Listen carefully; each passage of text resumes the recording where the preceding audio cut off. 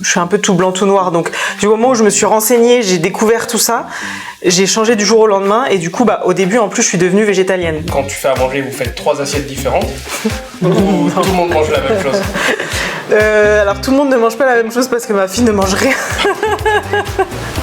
Et le minimalisme, il se retrouve dans ta manière de cuisiner? Oui. Je sais pas si c'est le minimalisme ou si c'est la flemme.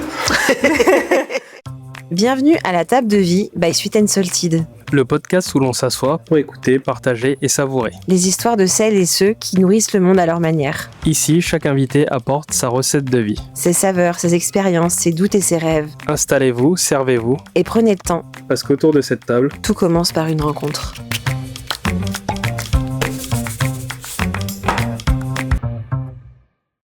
Hello, vous êtes sur le podcast Table de vie by Sweet and Salted. Je suis Adélie.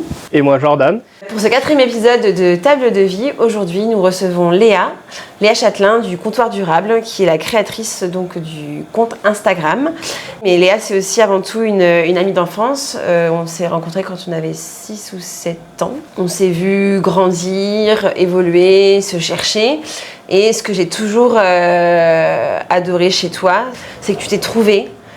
T'as construit ton parcours de vie, aussi singulier soit-il, mais toujours guidé par tes envies, tes convictions, et surtout avec une profonde cohérence entre ce que tu penses, ce que tu dis et ce que tu fais. Et à l'heure où tu t'apprêtes à devenir maman pour la 2e fois, c'était important pour nous de te recevoir aujourd'hui pour parler de tes choix de vie, de ton rapport aussi à la food qui est assez singulier, on va le dire.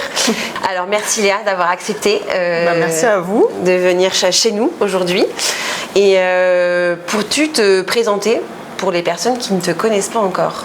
Donc du coup je suis Léa, j'ai 33 ans, je suis maman d'une petite Alma qui a bientôt 6 ans et future maman d'un 2e petit enfant comme tu l'as dit du coup.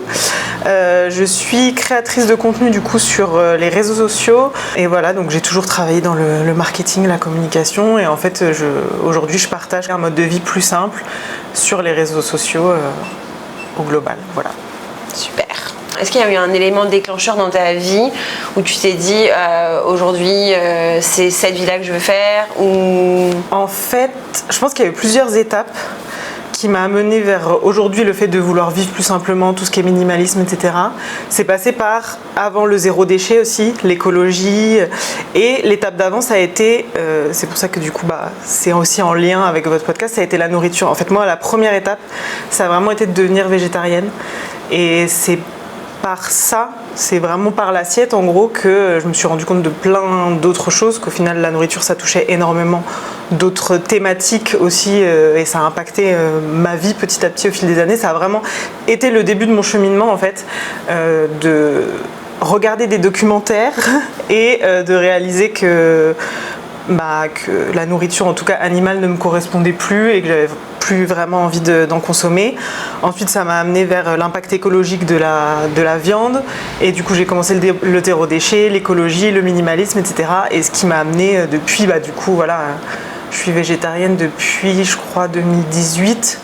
Donc depuis des années à aujourd'hui avoir ce mode de vie là quoi. Tout le cheminement que tu as fait toi dans ta tête et dans ta vie au général et surtout je pense que c'est des choix à contre-courant parce qu'au début les gens devaient te regarder en mode mais elle fait quoi pourquoi elle fait ça qu'est-ce que ça t'a demandé personnellement et professionnellement parlant aussi? Personnellement je pense que ça va, je suis pas tombée non plus à une époque où le végétarisme c'était vraiment décalage complet. Je pense que ça, là c'est encore mieux aujourd'hui, mais à l'époque c'était quand même un peu plus courant que, je sais pas, il y a 20 ans, il y a 30 ans, où il y a des personnes déjà qui ont fait ce choix-là et qui étaient vraiment un peu à part de la société, c'était beaucoup plus décrié, etc. Donc là, ça commençait à devenir quelque chose dont on parlait de plus en plus. Je suis un peu tout blanc, tout noir. Donc du moment où je me suis renseignée, j'ai découvert tout ça, j'ai changé du jour au lendemain et du coup, au début, en plus, je suis devenue végétalienne. Donc vraiment, j'ai enlevé tous les produits animaux, etc. Et en même temps, j'ai voulu consommer que du zéro déchet. Donc j'ai acheté que du vrac. Enfin, je me suis vraiment mis toutes les contraintes d'un seul coup parce que ma prise de conscience a été telle que je me suis dit il faut que je change absolument et donc j'ai changé au niveau personnel. Donc entre guillemets au niveau personnel ça a été plus dicté par mes convictions et donc plus facile parce que je savais pourquoi je le faisais et du coup j'étais motivée dans cette démarche au début par rapport à toutes les données que j'avais, tous les documentaires que j'avais vus, etc. Et après, forcément, même si le personnel au quotidien impacte aussi ta vie aux alentours et impacte ton travail, ton entourage et les repas de famille, les repas professionnels où tu vas au resto, dans un resto de viande et tu te dis ok, voilà, forcément là aussi tu te mets face à la société, aux habitudes de consommation en règle générale et c'est vrai que tu es un peu obligé de justifier parce que les gens après te questionnent pourquoi c'est différent, pourquoi tu manges différemment, etc. Donc il y avait ça, mais en fait les questionnements j'ai trouvé ça plutôt chouette aussi parce que des fois ça ouvre la discussion avec des personnes qui quand elles te demandent sont intéressées, donc ça peut être chouette de partager ça. Et après au niveau de ma vie professionnelle, ça a plus été dans ma démarche zéro déchet écologique où en fait j'étais dans une société, dans une entreprise où je travaillais dans le marketing, la communication, où on imprimait énormément de flyers, énormément d'affiches, où en fait si le patron te disait finalement celle-là elle me plaît plus, tu jetais les 10 000 affiches que tu avais fait imprimer la veille parce qu'il avait changé d'avis. Et en fait j'avais complètement une dissonance cognitive entre mon travail et ce que chez moi je faisais, ce que j'appliquais à mes valeurs. Et petit à petit ça a vraiment creusé un écart où j'étais plus du tout épanouie dans mon travail. Et donc j'ai décidé de vraiment créer un compte spécial sur le zéro déchet, l'écologie et de lancer aussi ma boutique en ligne zéro déchet pour en fait avoir une porte de sortie et me dire un peu commencer l'entrepreneuriat comme ça en gardant mon CDI parce que quand même j'étais pas du tout sûre que ça allait fonctionner et puis j'avais besoin de cette sécurité là mais en même temps j'avais envie d'essayer autre chose et le fait d'avoir les deux au début je pense que c'était bien parce que j'avais la sécurité du CDI, mais en même temps, à côté, je pouvais partager mes valeurs, donc je trouvais un équilibre comme ça entre les deux. Tu n'es pas un peu schizophrène en mode la journée tu fais ça, le soir tu rentres. Mais en fait, mon but, c'était vraiment de développer c'était ce qui me faisait tenir en gros, de développer mon compte pour après pouvoir vivre que de ça. Et au début, j'acceptais cette transition entre les deux, Pourquoi du coup avoir créé le comptoir durable au départ ? Au départ, c'était vraiment pour ma boutique en ligne en fait. Oui et non, parce qu'après, comme je te disais, tu vois, j'avais déjà partagé avant mes assiettes végétales. Avant, j'avais même fait un compte Instagram qui était juste sur un peu ma vie où je postais des photos lifestyle au début. Donc, quand je creuse quand même, je me rends compte que ça vient pas de nulle part et que j'avais déjà cette envie de partager. Mais vraiment, le comptoir durable, ça a été pour accompagner ma boutique en ligne zéro déchet que j'ai lancé quelques mois après parce qu'en fait je me suis dit si je fais une boutique en ligne, si je lance un site internet, j'avais fait des études de market comme toi, on sait que si t'as pas déjà une communauté, une base de clients, tu sors ton site internet, en fait personne va forcément acheter chez toi, il fallait que je fasse connaître ma marque. J'ai partagé en fait mon mode de vie sur Instagram et en fait ça a pris plus que ce que j'aurais pensé.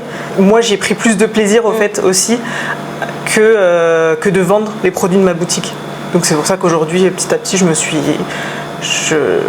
reconcentrée sur la création de contenu et le partage sur les réseaux sociaux. Oui, donc tu as fermé ta boutique en ligne par la suite ? Ouais, j'ai fermé la boutique parce qu'en plus, alors déjà, j'ai eu ma fille qui était très très collée à moi et donc c'était compliqué parce qu'en fait j'avais tout le stock de la boutique en ligne était chez moi, je faisais tout à la main, je récupérais des colis dans la rue, des cartons et tout pour faire tout de seconde main, donc je faisais les cartons moi-même, l'envoi, l'expédition, le marketing, tout ça, mais ma fille acceptait pas la poussette, c'était très compliqué, donc pour envoyer les colis, aller à la poste, pour faire toute cette manutention avec un bébé c'était compliqué et en fait je me suis aussi rendu compte clairement que mes marges n'étaient pas assez importantes. En fait, j'avais créé cette boutique parce que j'avais tellement envie de partager tous les produits et de pouvoir les commercialiser au plus grand nombre et parce que moi, c'était des choses que j'utilisais et j'avais envie que les personnes les utilisent aussi. Mais en fait, quand tu vends des brosses vaisselle à 3 €, il faudra en vendre énormément pour que tu aies une marge intéressante et je pouvais pas stocker énormément chez moi, j'avais pas énormément de clients non plus, donc c'était en termes de chiffre d'affaires et d'investissement, j'ai dû lâcher et du coup je me suis reconcentrée sur ma maternité à ce moment-là en tout cas. Et comment tu as appris à t'écouter ? Moi, comme je te disais, vu qu'on se connaît depuis plusieurs années maintenant, ce qui m'impressionne chez toi, en tout cas ce qui m'inspire, c'est que tu t'écoutes en fait. Et que même si tout le monde autour de toi n'est pas sur ce terrain-là, tu as cette façon de te dire moi je suis comme ça, et sans rien imposer bien sûr, mais en prenant le temps aussi d'être patient, de partager comme tu le dis, mais au-delà de ça, je pense aussi d'inspirer. Comment tu t'es dit, voilà, moi je suis comme ça, c'est mon mode de vie, comment tu arrives à le démocratiser au quotidien? Il n'y a pas de choses particulières que je mets en place, je pense que c'est lié à ma personnalité et mon caractère. Et en fait, surtout, je pense que je suis pas épanouie et heureuse, comme je te disais par exemple dans mon travail, si je reste dans un travail qui est comme ça, pas aligné avec mes valeurs et tout, en fait, je vais mal le faire. J'ai pas envie de mal faire les choses. Je sais que, par exemple, dans mon travail, je commençais à essayer de changer un petit peu les choses, de mettre des choses en place, ce qui a été fait aussi, mais au bout d'un moment, en fait, je suis plus épanouie. Et du coup, en fait, je me dis qu'il faut que je change, tu vois. Mais après, pour le partage auprès de ma communauté, je pense qu'en fait, ce qui fonctionne le plus sur moi, j'essaie de l'appliquer aux autres, parce que moi je sais que ce qui fonctionne vraiment, c'est l'exemple, par exemple. En fait, quelqu'un que je vois être heureux dans sa vie, être épanoui, être bien en faisant des gestes écologiques, de vie simple, etc., ça va me donner envie. Là où quelqu'un qui va être plus, imposé ou essayer de te convaincre absolument, moi ça me donne pas envie en fait. Et du coup, en partant de ce principe-là, je me dis, je partage juste ce que je fais et ce qui moi m'épanouit, et peut-être si ça touche certaines personnes et ils se disent ça peut être intéressant, ils vont piocher en fait certaines choses. Il y a certaines choses qui vont pas du tout leur parler. Quand je vois moi tout le cheminement, ça a mis quand même du temps, donc en fait chacun va aussi à son rythme et puis trouve les infos qu'il a besoin. Ça peut être moi ou ça peut être d'autres comptes, chacun a aussi sa façon de communiquer, quoi. Donc comme on le comprend, tu es quelqu'un de très aligné, tu es épanoui, tu es aligné avec tes valeurs et tes convictions dans la vie, mais comment tu arrives à garder un peu la face sur les réseaux en voyant l'inverse par exemple mis en avant, ou des personnes qui se disent comme toi minimaliste, zéro déchet, mais qui vont partager des choses qui sont contre-productifs, on va dire. C'est pas trop dur de rester fidèle à ton mode de vie et en même temps essayer de faire de la création de contenu qui va être visible sur les réseaux, sur les communautés diverses et variées? Alors déjà, je pense que sur Instagram, il y a quelque chose qui est bien ou pas bien, ça dépend comment on le prend, mais c'est qu'en fait, comme je suis quand même des personnes qui sont dans mon domaine, je vois peu, entre guillemets, de personnes qui sont vraiment à l'opposé.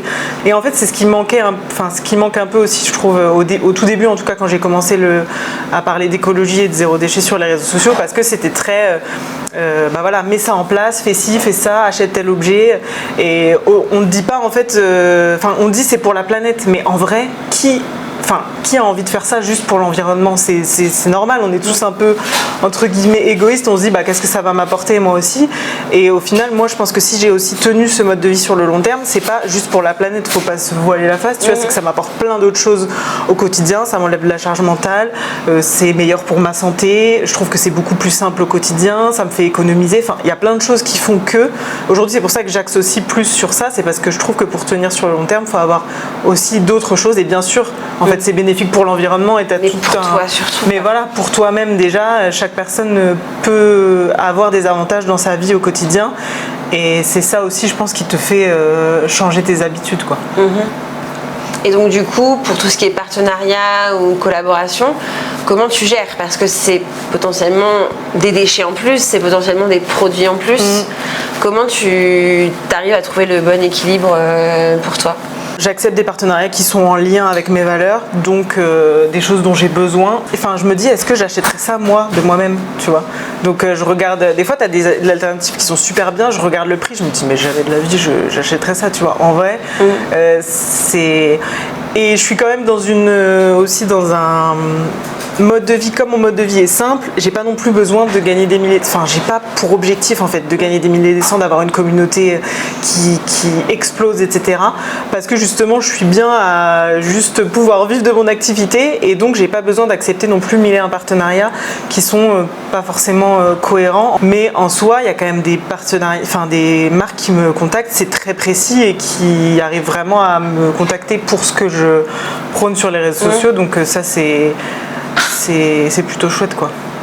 Et en étant maman, du coup, tu disais que tu avais commencé le comptoir durable en ayant un bébé dans les bras. Oui. Comment tu gères ce mode de vie avec un enfant, avec l'école, parce qu'on sait que les enfants entre eux aussi souvent peuvent dire ah t'as ça, moi j'ai pas ça, etc. Comment tu gères les attentes avec un enfant et potentiellement avec l'arrivée d'un deuxième? Alors pour Alma, j'avais quand même déjà commencé, tu vois, toute la partie.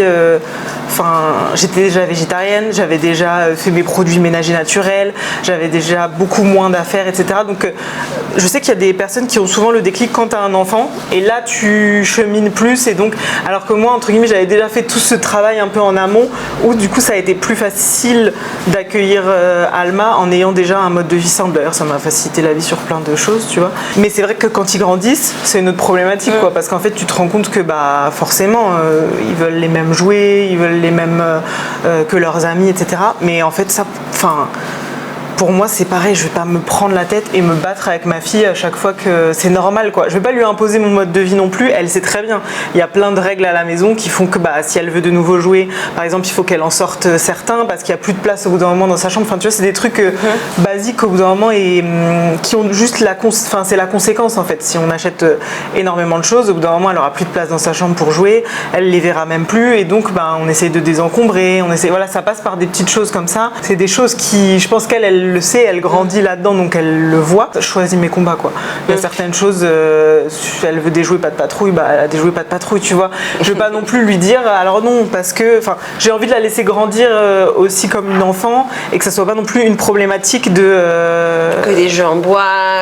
Ouais, voilà. Quand ils sont petits, tu peux faire ça. Au bout d'un moment, forcément, ça arrive à sa limite aussi et j'ai pas envie d'elle la frustrer parce qu'en fait, pour moi, c'est pareil. En fait, c'est ce que j'applique aux autres personnes, entre guillemets.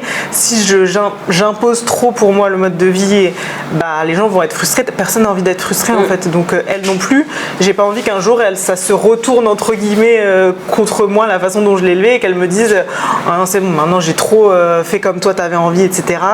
Et que justement ça puisse faire l'effet inverse.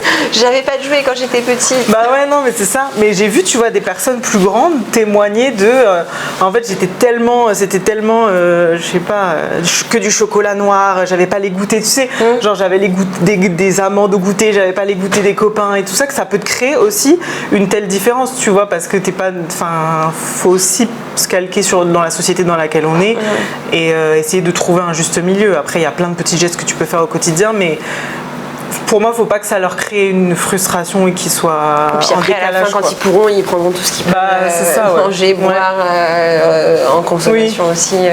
Et justement, du coup, en termes d'organisation, de temps, de place, de repas, au niveau de l'alimentation aussi, comment tu gères au quotidien ? Mais en fait, c'est vraiment des trucs petit à petit, c'est où j'ai trouvé que c'était beaucoup plus facile pour moi, beaucoup plus simple. Et donc du coup, c'est des choses que j'ai mis en place, tu vois. C'est sûr d'attendre au max pour faire mes courses, d'essayer de vider tous mes placards et tout ça, parce qu'en fait, tu te rends toujours compte que tu as des conserves que tu n'utilises jamais ou des types de céréales que tu avais achetées qui pourrissent au fond de ton placard et tout ça. J'essaie de mettre en place des petits gestes comme ça, de repousser les courses au maximum, de faire mes produits ménagers au naturel, d'avoir moins de choses chez moi, parce qu'en fait je me suis rendu compte juste que le ménage c'était beaucoup plus facilité en fait quand tu avais moins de choses, que quand tu as moins de choses aussi dans ton espace de salon, les enfants prennent cet espace pour jouer et pour développer leur créativité. Comme je te disais, vu que je vois tout ce que ça m'apporte, je continue dans cette lignée de tous ces petits gestes que je mets en place, quoi. Donc on t'a demandé quel était ton péché mignon, enfin en tout cas tes péchés mignons, puisqu'il y en a eu pas mal. Je savais pas choisir. Donc autant en sucré qu'en salé, mais étant donné il est peut-être 10h du matin, on n'a pas fait le burger maison, etc. Mais Jordan il a retenu deux petits trucs que tu nous as partagés, c'est-à-dire le brownie et le cookie. Et donc il t'a fait un brookie. Ah oui, trop bien. Donc on va aller en cuisine pour la préparation et puis on va le déguster ensemble après.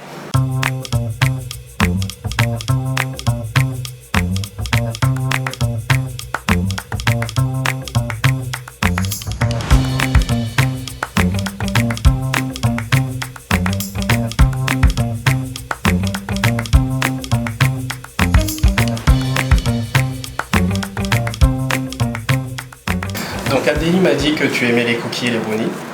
Donc j'ai décidé de fusionner les deux.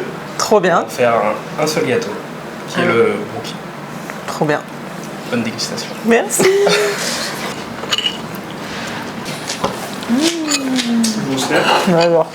Et donc le brownie et le cookie, c'est vraiment tes gâteaux préférés?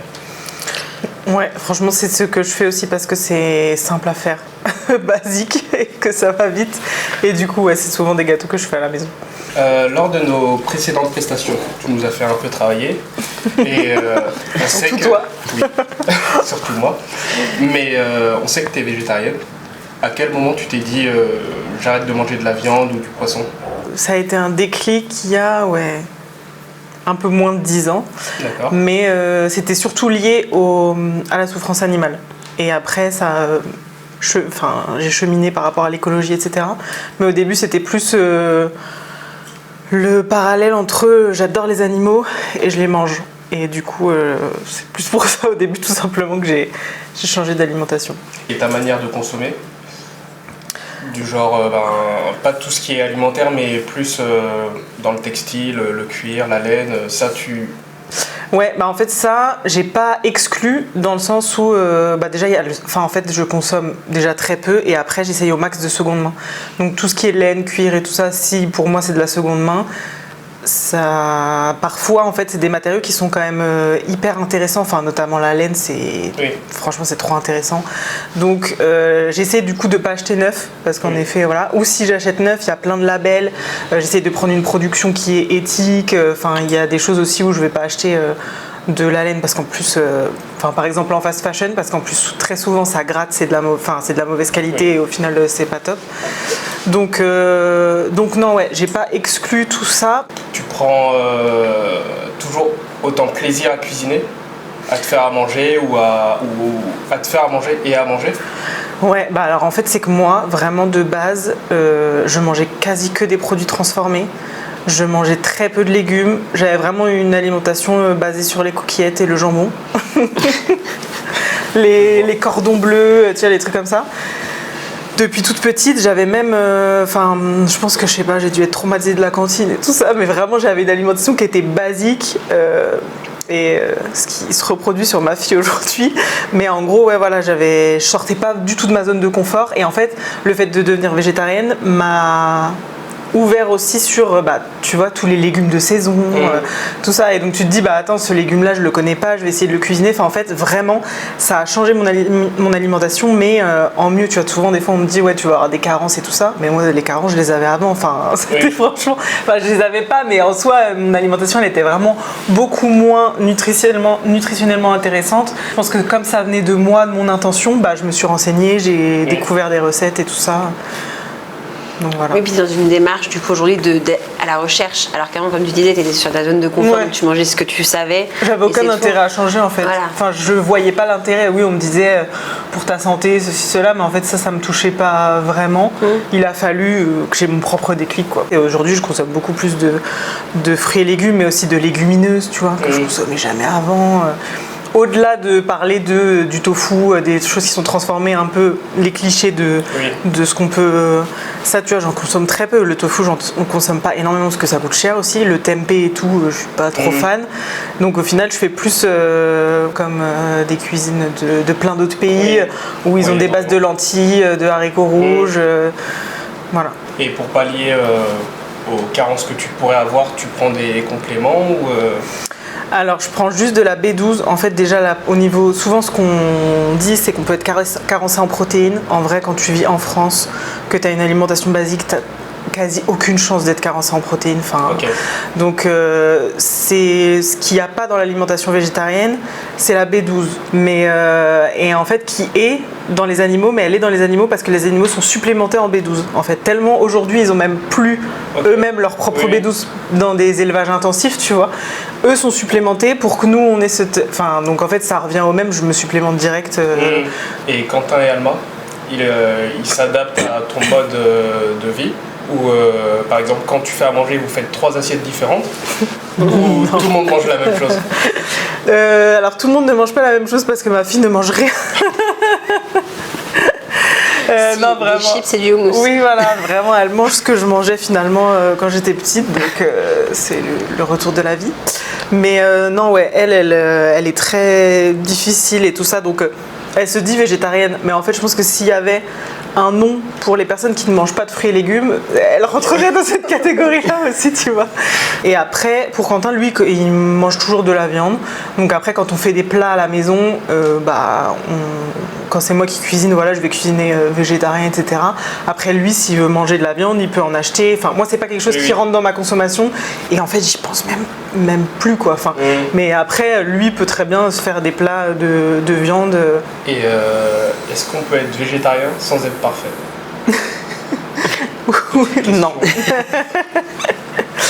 Non, mais ça veut dire quoi être parfait? Tu veux dire au niveau de... Parce qu'il y a certains végétariens qui mangent végétarien la plupart du temps, mais qui s'accordent des fois un petit plaisir. Ouais, bah ouais, c'est marrant parce qu'il y a une vidéo que j'ai vue en ce moment qui disait, par exemple, des personnes qui disent tu veux devenir végétalien, mais t'aimes trop les œufs. Bah en fait, juste sois végétalien, mais mange des œufs. Oui. Ça veut dire que déjà tu mangeras plus de lait. Enfin, tu vois, en fait, faut que chacun consomme déjà comme il peut, comme il veut. C'est déjà trop chouette, je trouve, de réduire un petit peu la viande. On sait pourquoi aujourd'hui, enfin, on voit tous les avantages, etc. On en entend beaucoup parler. Mais en fait, qu'il y ait très peu de personnes qui soient végétariennes, ça a moins d'impact que si tout le monde réduisait un petit peu sa viande. Donc justement, en fait, il faudrait mieux des végétariens, plein de végétariens pas parfaits. Oui. Ok. Et durant ta grossesse, tu es toujours 100% végétarienne ou tu t'accordes des petits écarts par Non. moment? En fait, sur mon alimentation, vraiment, je suis pas frustrée de pas manger de viande. Mais en plus de ça, c'est que j'en ai vraiment pas envie, quoi. Enfin, vraiment, c'est... Autant, voilà, quand j'étais végétalienne, c'était difficile par rapport au fromage ou aux œufs. Il y a plein de préparations dans lesquelles c'est déjà. Donc, il faut regarder même dans toutes les compos, etc. Ça se fait, hein, franchement. Je pense que c'est aussi une habitude à prendre. Et il y en a qui le font très bien, tu vois. Déjà, tout ce qui est poisson, crustacés, tout ça, j'en mangeais déjà pas avant. En fait, j'aimais pas ça. Ok. Donc j'ai jamais mangé de poisson et de fruits de mer. Et la viande, je prends pas plaisir à la cuisiner, je vais pas prendre plaisir à la manger. Vraiment, c'est quelque chose qui me manque pas du tout. Donc je mange exactement pareil en étant enceinte, quoi. Et le minimalisme, il se retrouve dans ta manière de cuisiner? Oui. Je sais pas si c'est le minimalisme ou si c'est la flemme. Mais en vrai, La signature, c'est quoi? mon plat signature, les pâtes au pesto. Ouais, c'est cool. En fait, ce que je fais, c'est que je fais des bases de différentes choses, tu vois. Genre, je vais faire une base de céréales, donc je vais faire du riz, des pâtes, du quinoa, peu importe. Une base un peu de légumineuses, donc je sais pas, je vais faire des haricots rouges avec de la sauce tomate, je vais faire des lentilles avec, voilà. Et après, j'assemble les choses. Et une base de légumes, des fois je fais une base de crudités, je vais faire une base, je sais pas, une salade d'endives ou une salade de betterave, ou voilà. Et après, j'assemble mes assiettes. Mais je vais pas vraiment prendre le temps de cuisiner vraiment. Donc ouais, je fais des choses qui sont quand même simples et assez basiques, quoi. Mais je comprends que ça soit difficile pour les personnes qui débutent. Je trouve qu'au début, en fait, il faut rééquilibrer quand même ton assiette parce que tu as l'habitude d'avoir la viande et après les accompagnements. Oui. Et là, des fois, tu te dis, j'ai que des accompagnements, c'est bizarre. Enfin, est-ce que je vais avoir faim? Enfin, il y a quand même un petit réajustement à faire. Mais après, à partir du moment où tu as trouvé, tu vois, tes 5 recettes que tu fais au quotidien. J'ai l'impression qu'on a un peu tous ça chez nous, où tu as des recettes que tu fais qui fonctionnent bien et que tu aimes bien et tu restes sur les mêmes, quoi. Et qu'est-ce que tu penses par exemple, des steaks végétariens que tu peux trouver dans le commerce qui sont bourrés de produits chimiques? Il y en a, oui, mais il y en a, non. Mais déjà, je pense que c'est cher. Oui. En fait, ça, pour moi, c'est vraiment pas la base de l'alimentation végétarienne, tu vois. C'est pas très bon. Mais moi, au tout début de ma transition, je trouve que c'est des choses qui m'aidaient beaucoup. Parce que justement, je me faisais des petits steaks de céréales et après, tu mets tes accompagnements et tu te dis, ah, c'est bon, j'ai mon assiette complète. Et donc, je trouve que ça peut être des bonnes alternatives pour commencer. J'ai un peu arrêté Enfin, tu vois, toutes ces alternatives-là qui, ouais, je trouve des fois desservent parce que trop cher, parce que pas bon. Et on peut le faire soi-même aussi. Et tu peux le faire soi. Et en fait, moi, tu vois, par exemple, les burgers, quand je fais des burgers végé, je préfère faire mon steak avec, je crois que c'est des lentilles que je mixe. Tu rajoutes, tu sais, de la sauce barbecue, enfin un truc basique, de l'huile d'olive, je sais plus, un peu de farine. Ça fait ton steak mais c'est tellement meilleur en fait. Mais quand tu fais, tu te documentes ou tu lis des livres Franchement, j'ai cherché sur internet. Je pense qu'au début, j'étais abonnée à plein de comptes Insta qui partageaient des recettes et tout. Aujourd'hui, il y en a énormément, encore plus. Oui. Et ouais, après, je pense que quand t'as la volonté, enfin, tu vois, j'avais pas d'enfant aussi.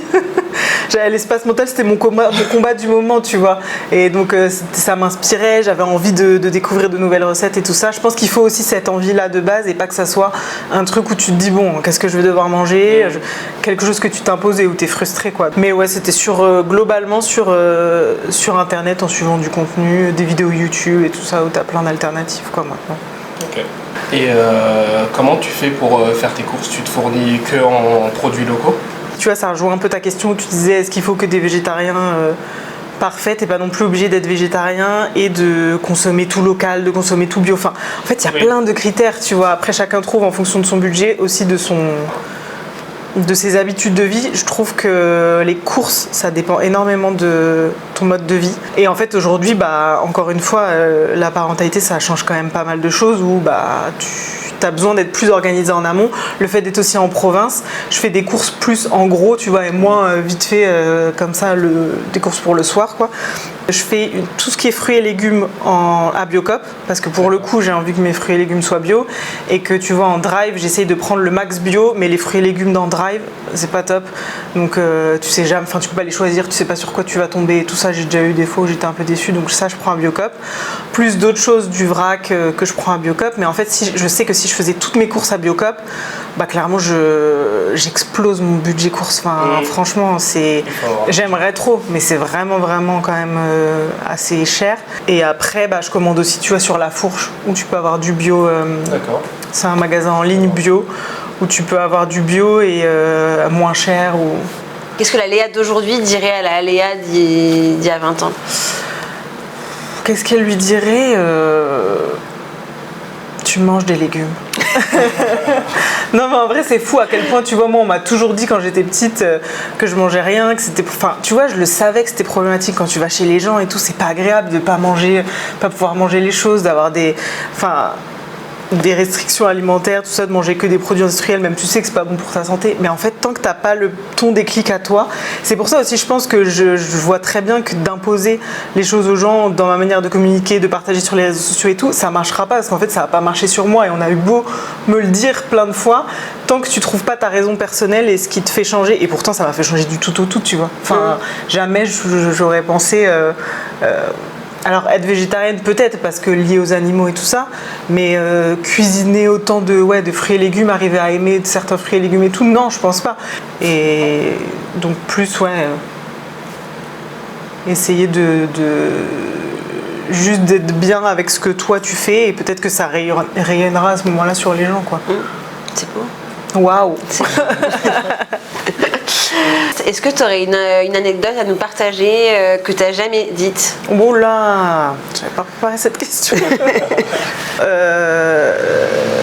C'est pas vraiment une anecdote, mais tu vois, par exemple, je continue d'aller en fast-food, tu vois, de manger à Burger King et tout ça. Enfin, c'est des trucs aussi des fois que, pour le coup, c'est pas inédit parce que je le partage sur les réseaux sociaux, tu vois.